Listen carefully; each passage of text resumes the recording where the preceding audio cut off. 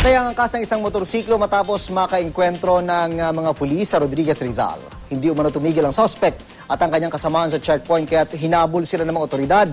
Ilang sachet ng shabu ang narecover mula sa wallet ng suspect. Balita hatid ni Athena Imperial. Sa masukal at madilim na kalyeng ito nasawi sa isang engkwentro ang backrider ng motorsiklo. Pasado alas 11 kagabi nang magkaroon ng barilan sa Don Mariano Street sa Montalban, Rizal sa pagitan ng dalawang lalaking sakay ng motorsiklo at mga pulis. Ayon sa mga pulis, tumanggi umanong magpa-inspeksyon sa police checkpoint ang dalawang rider kaya hinabol sila ng mga otoridad. Magkaroon nga po ng checkpoint, ito nga pong may isang motor magkaangkas na inignore po yung ating checkpoint at nagkaroon po ng habulan. At yung isa pong backrider ay agad po na nagpaputok sa ating pong checkpoint personnel, kasama po yung ating mga intel. Kaya nagkaroon po ng palitan ng putok.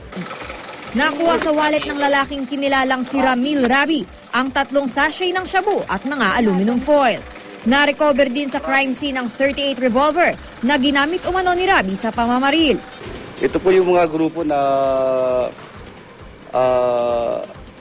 nanguhold up po dito sa kahabaan po ng Don Mariano Extension Highway, lalong-lalo na po sa mga oras po ng oras na po ng gabi.